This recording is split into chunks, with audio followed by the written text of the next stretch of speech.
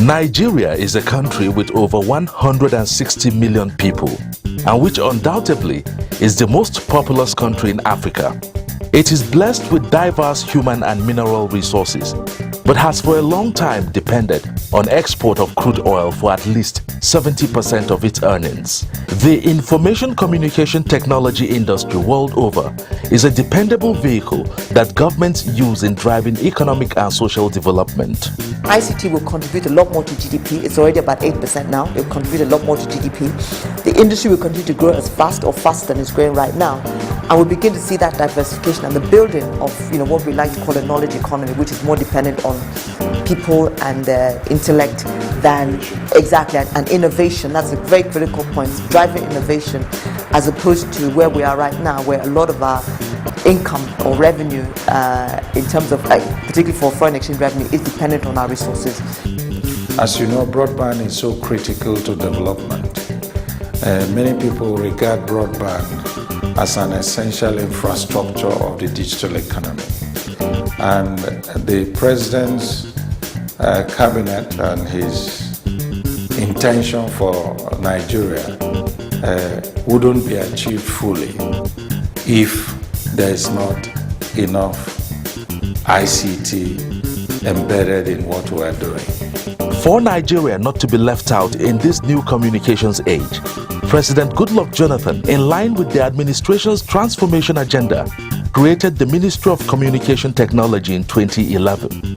The clear mandate, as you know, it's a new ministry. It came out of the realization by President Jonathan that ICT was an important contributor to social and economic development. The mandate of the ministry is actually manifold. We have several mandates. The overarching mandate is really to leverage ICTs for the benefit of Nigerians. So we have a mandate, first of all, to ensure that we have ubiquitous connectivity across Nigeria, so whether it's voice or data. We have a mandate to ensure that as we have this connectivity and people have access to both voice and the internet, we are able to get more Nigerians connected. The whole transformation agenda is actually bringing IT to the forefront. In the last 2 years, probably the most significant thing that must have happened is the establishment of the Ministry of Communications Technology, which was established in July 2011, just about 2 months after Mr. President took over. It was this administration that thought it wise that there should be a Ministry of Information and Communications Technology. And ICT as a ministry, it drives every other thing. It's a common denominator to whether you are a lawyer, whether you are an engineer, you are a banker, you are an agriculturist, because like they say, information is power. So it is the president that thought it wise that look, this ministry, should be set up, to juxtapose, the potentials of this country. The communication industry in Nigeria is a primary key industry for Nigeria. It is the biggest contributor to our economic growth, contributes more than banking. It's only second to a few sectors of the economy. It is a flagship of the current administration and it's a pride of government. Prior to the emergence of the Jonathan presidency, the blueprint for Nigeria's ICT development was non-existent. But by creating the Ministry of Communications, the federal government is thus ensuring that its vision of providing hybrid access to communications via broadband is on course.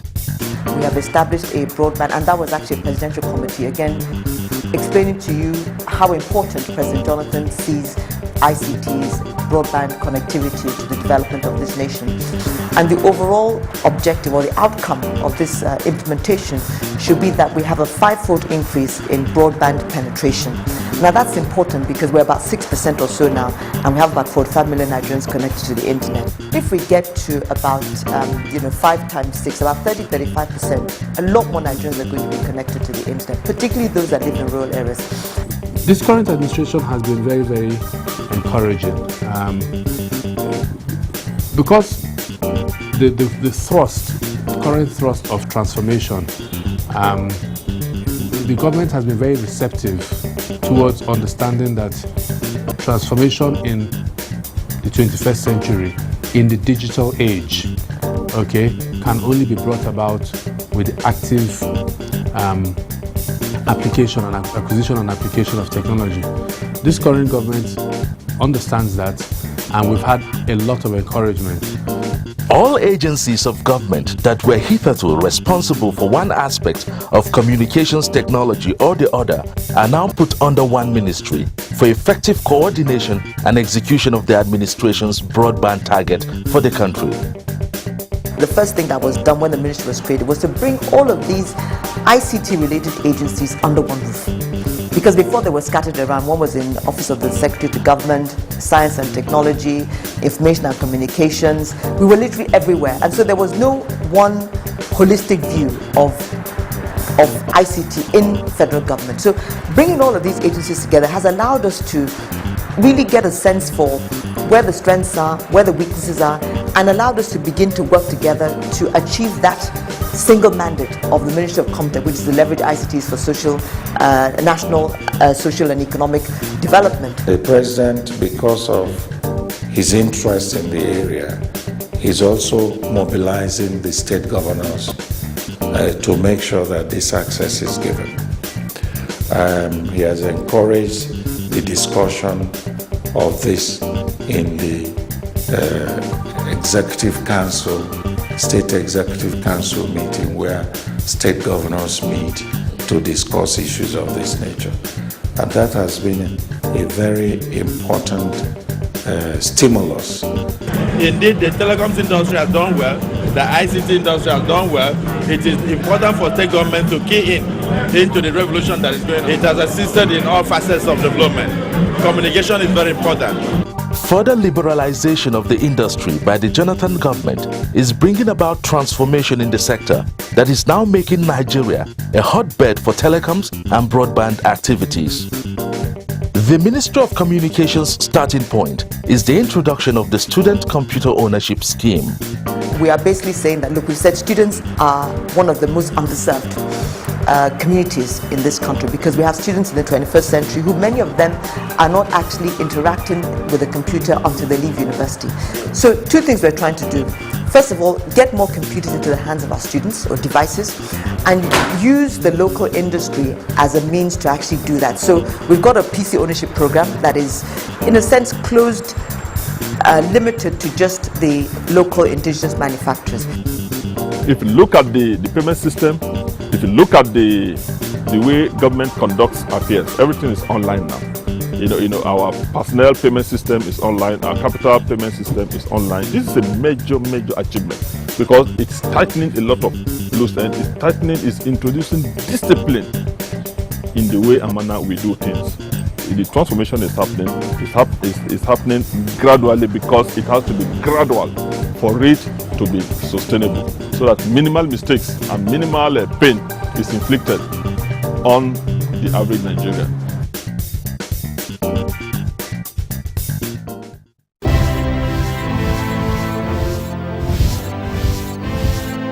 The policy thrust of President Goodluck Jonathan's administration is anchored on the transformation of all sectors of the Nigerian economy and governance processes. Watch the Transformation Agenda, a new and insightful television series on the issues, policies, The President has done his work. and actions of the federal government. Our aerotropolis is very elaborate, has huge business potentials and opportunities and enablers. Now you can keep tabs with the President's promise, because you have the right to know. We want to lead a country where people will be less greedy, where people will know that the commonwealth of Nigeria belongs to all Nigerians, where people will no longer live as prisoners. This country must be transformed. The Transformation Agenda, showing on Channels Television Wednesdays 4:30 p.m. The Transformation Agenda, keeping the record straight and promoting accountability. The Transformation Agenda is brought to you by Neighbor to Neighbor. The setting up of the Presidential Committee on Broadband is a major milestone in the administration's resolve to bring in the needed lifeline ICT needs in Nigeria. Mr. President inaugurated a broadband committee which has finished its work, and now we have a broadband council which I am part of to implement the broadband initiatives of government. This will result in development in Nigeria, in contributing significantly to our GDP, in bringing knowledge-based economy to Nigeria. In fact, it's difficult to enumerate all the benefits of this initiative which Mr. President has approved. The Presidential Committee on Broadband has thus effectively put in place a template where a National Broadband Council is established. The whole idea is for the Broadband Council to be like a monitoring council, so that the various stages of the plan get implemented without any retrogression, because they are very critical tools for all sectors of the economy. I don't care whether you're talking about health facilities, transportation, agriculture, commerce and industry. All these things depend heavily on having a working ICT space within our country.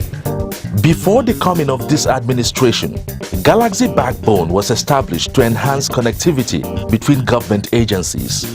Galaxy Backbone is set up by the government essentially as a company owned by government for the delivery of ICT services to public institutions, and to enable public institutions also deliver IT-enabled citizen-facing services. Having infrastructure that connects not only our institutions in government but also our people. And that's what Galaxy Backbone, one of the agencies under the ministry, has been doing for the last, I would say, since their creation. And a tremendous validation of that connected government initiative is that Galaxy actually won first place award in the UN Public Service Awards initiative just in June 2013. And the reason they won it was because of that whole of government approach that they have. So what we're doing is we're connecting all of government in one infrastructure. The agency has since initiated the OneGov.net innovation in order to bring every government department under one portal. We have Galaxy as an entity, as a separate entity that has a fair amount of operating autonomy. We're able to attract the right level of people. And the key element of sustainability is that which is the basis of Galaxy's existence. To say, if you have a common platform, that platform we call it OneGov.net, and that's the platform that won United Nations Public Service Award First Prize for Africa. If you have a whole of government approach, it is a more efficient and more sustainable approach to deploying IT in government, as opposed to a siloed, fragmented approach where you cannot allocate enough resources to any one environment, you know. We will have all federal civil servants with an email address that ends in .gov.ng. You know, we will have connectivity to all federal government institutions. Basically, that is what a connected government means. And a connected government means that you can actually work better as one. You can have that transparency that you require. If we have government data available to citizens on the internet, so we have this open data initiative where government data sets on the budget, on the budget, on statistics are available to the general public. There's a lot more transparency. This successful innovation by Galaxy Backbone is attracting international recognition for the federal government and the agency itself. Today, because of new policy initiatives, infrastructural and human capital development orchestrated by the Jonathan administration, ICT has not only penetrated the nooks and crannies of the nation, but has permeated virtually every sector of the economy. Rural, urban, old, young, you are accessing the internet and making it easier for you to live your life with the internet. So there are many things that are going on in that area. And it's not just the Ministry of ICT. The good thing is that we are the infrastructure on the underlying base. So when you look at what's happening in the Ministry of Agriculture and the e-wallet, it's all about that ICT infrastructure. So supporting all those different ministries. We're rolling out broadband to the rural areas, ensuring that the e-wallet program, which has been in pilot mode and is being rapidly rolled out, can be rolled out and can affect every farmer in every rural area in Nigeria. The UN event in Bahrain talked about going from e-government to T-government. So one of the things we all have to understand that IT is not an end unto itself. Okay, e-government, electronic government. IT, electronic government is an enabler for a transformative government. So while the UN was saying it there, the current administration had already localized it here. So I mean, there's absolutely no reason why I do not see under the current dispensation and going forward, hopefully, we were not able to achieve that objective of sustainability and improvement in robust, secure service.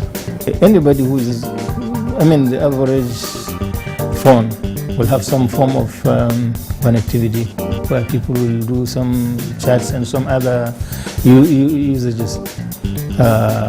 Even the farmers in the villages will be using the phones to have access to the internet to get information on their products and other weather things in the e-agriculture program. So it's not limited to the rich or the elites or the urban people. But that aside, NIDA has established more than 400 rural IT centers in various local governments of this country. The National Information Technology Development Agency is one agency the Jonathan administration is strengthening to deliver on its mandate. NIDA is a regulatory agency as well as a development agency. And IT is probably the most important catalyst in any transformation. So the transformation agenda of Mr. President has IT as its backbone. And NIDA drives IT in the country. The many projects we have done, the number of policies we have developed, all this contribute to the issue of transforming Nigeria. High-speed internet connectivity can only be achieved through the installation of modern and quality broadband facilities. Some people who are used to internet today, when they log on, if they want to download a video, it could take 30 minutes to 1 hour to do. With a broadband